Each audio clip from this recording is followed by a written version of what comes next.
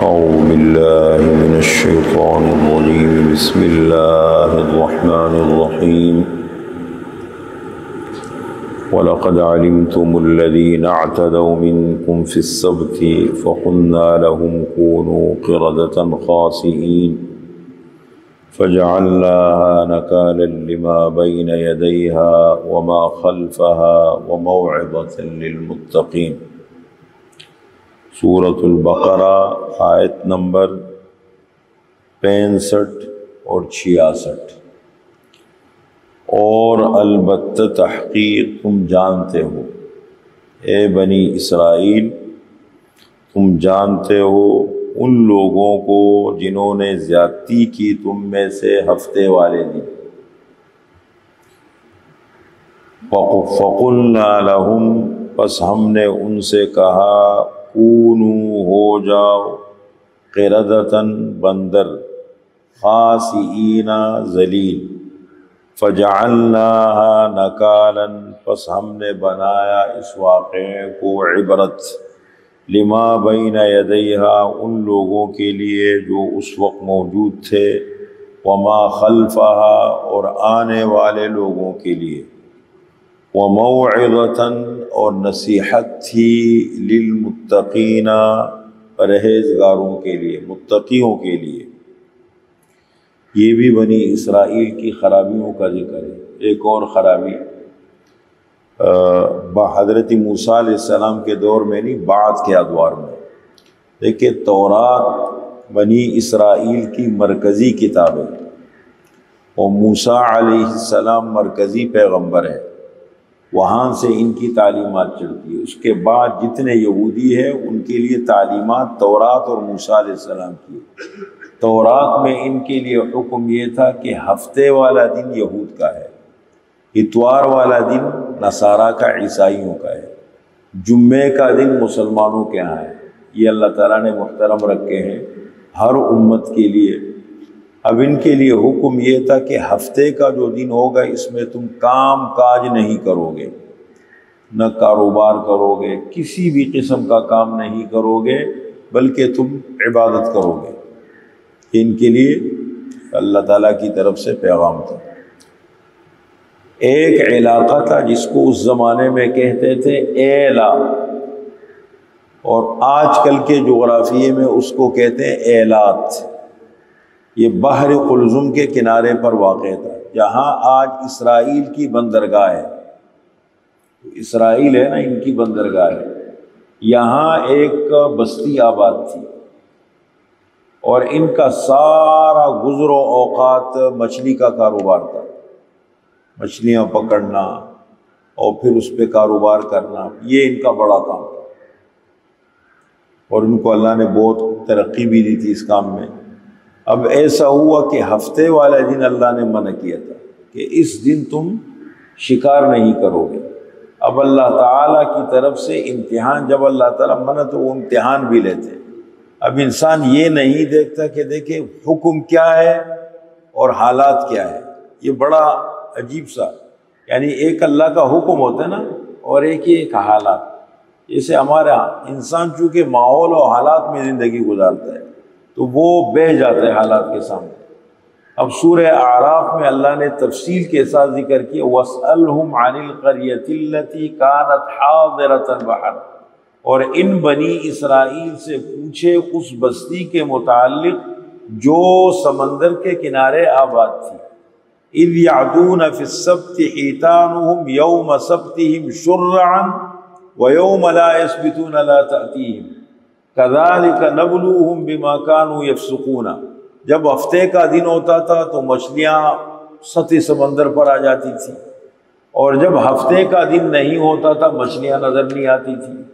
اب ہفتے کا دن ہے، وہ مچھلیاں تیر رہی ہے بہت زیادہ بڑی تعداد میں، پورا سمندر بھرا ہوا ہے۔ اب یہ ان سے برداشت نہیں ہوا، یہ تو موقع مطلب ایسا ہے کہ یہ بعد میں ہاتھ نہیں آئے گا، ابھی تو بالکل ماحول ایسا۔ تو انہوں نے اب کھل کر اللہ کے حکم کی مخالفت نہیں کر سکتے تھے۔ انہوں نے کیا طریقہ اختیار کیا؟ جو امیر لوگ تھے، بڑے بڑے، جس کی جتنی طاقت چلتی تھی، سمندر کے کنارے بڑے بڑے تالاب بنوائے، بڑے بڑے حوض، جگہ خرید لی لے لی، بڑے جس کا جتنا بس چلا اس نے اتنا بڑا تالاب بنا دیا اور سمندر سے راستے نکال دیے۔ اب وہ راستے جب نکالے تو وہ مچھلیاں ظاہر بار اوپر آتی تھی، وہ راستے میں آ کے تالاب میں آ جاتی تھی، ادھر جمع ہو جاتی تھی، وہ تو پانی میں پھرتی۔ ابھی جا کر کے ہفتے کو شام کو جا کر کے راستے بنائے ہوئے تھے، وہ راستہ بند کرتے تھے، جو مچھلیاں ادھر آ گئی ان کا شام کو جا کے راستہ بند کر دیا۔ ہفتے کو پہلے سے کھلا رکھ دیا، جب ہفتے کا دن آتا تو مچھلیاں آتی تھی، اور ہفتے کے شام کو جا کے بند کر دیا۔ تو ان کو سمجھایا گیا کہ دیکھو یہ تم ہیلا کر رہے ہو، اللہ کے حکم کے اندر تم یہ جو بہانے تلاش کر رہے ہو نا، بس اللہ کا حکم یہ مت کرو شکار، بس ہیلے مت کرو، روزی دینے والے اللہ ہے۔ اب انہوں نے نہیں مانا۔ سورہ اعراف میں تفسیر 3 گروہ بن گئے، یہ دور چلتا رہا۔ اسی دور کے دوران داؤد علیہ السلام آ گئے، ان کو نبوت ملی، تو حضرت داؤد علیہ السلام نے ان کو سمجھایا کہ دیکھیں یہ کام مت کرو۔ 3 حصوں میں تقسیم ہو گئے۔ ایک حصہ وہ تھا جنہوں نے توبہ کر لی، ایک حصہ وہ تھا جو اس کام میں لگے رہے، ایک یہ کہ شکار بھی نہیں کرتے تھے اور منع بھی نہیں کرتے تھے۔ 3 قسم کے لوگ، جو منع کرتے تھے ان کو کہ دیکھو مت کرو، اللہ کا حکم ہے، اللہ نے منع فرمایا ہے، جب منع ہے ختم۔ اچھا، ایک گروہ وہ تھا جو شکار نہیں کرتا تھا، وہ اس گروہ کو کہ تمہارا کیا تعلق ہے یار، وہ جانے، ان کا کام جانے، تم تو نہیں کر رہے ہو نا، چھوڑو ان کو ان کی حالت پر۔ یہ عام طور پر معاشرے میں جب برائی کے خلاف آواز اٹھائی جاتی ہے، منکر کے خلاف، تو ایک بڑا طبقہ وہ ہوتا ہے کہ جو نمازیں بھی پڑھتے ہیں، دیندار بھی ہوتے ہیں، حج عمرے بھی کرتے ہیں، لیکن ان پر اثر نہیں ہوتا۔ وہ کہتے ہیں ہمارا کیا تعلق، وہ برائی پھیلتے پھیلتے پورے ماحول کا بیڑا غرق کر دیتے۔ جب بھی آپ تاریخ کو پڑھیں، عذاب کب پڑا؟ جب خاموشی اختیار کی گئی، اس سے ماحول پورا خراب ہوا۔ اب یہ سمجھاتے رہے، ایک گروہ خاموش بیٹھا رہا، ایک شکار میں لگا رہا، پھر انہوں نے کیا کہ جو نیک لوگ تھے انہوں نے یہاں سے ہٹ گئے، انہوں نے اپنی الگ آبادیاں بنا لی، اپنی الگ بستی بنا لی، اور اب کرتے کرتے اللہ کا عذاب پڑا۔ اللہ اب دیکھا انہوں نے، وہ آئے تو بڑی علاقے میں خاموشی پائی جاتی ہے، بالکل نہ آواز ہے نہ شور ہے، نہ کوئی لوگوں کا چلنا پھرنا ہے۔ جب اندر آ کے دیکھا تو سب بندر خنزیر بن گئے۔ اب یہاں پر قرآن کریم میں سورہ اعراف میں اس طبقے کا تو اللہ نے صراحت کے ساتھ ذکر فرمایا کہ جنہوں نے شکار سے منع کیا تھا ان کا تو اللہ نے صاف صاف ذکر کر دیا کہ ان کو ہم نے بچایا، نہیں عن المنکر کرتے تھے۔ جو شکار کرتے تھے ان کا تو صاف آ گیا کہ ان کو بندر خنزیر ہم نے بنا دیا۔ وہ تیسرے طبقے کا ذکر ہی نہیں، اس کا ذکر ہی اللہ تعالیٰ نے نہیں فرمایا۔ یہ واقعہ ہے، یہاں پر اللہ تعالیٰ نے بطور عبرت اس کا ذکر فرمایا،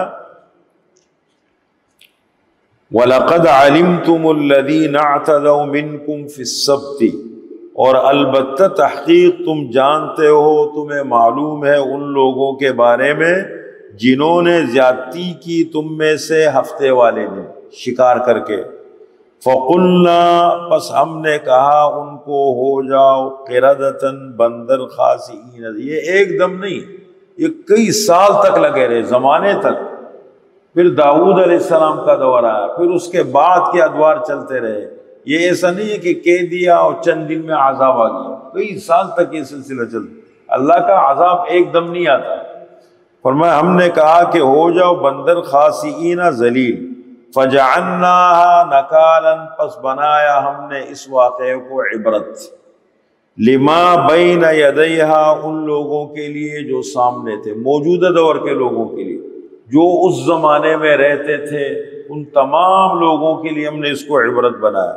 وما خلفہا، اور پیچھے آنے والوں کے لیے، قیامت تک آنے والے لوگوں کے لیے۔ وموعظۃ، اور نصیحت تھی، یہ واقعہ نصیحت تھی، للمتقین، متقین اور پرہیزگار لوگوں کے لیے۔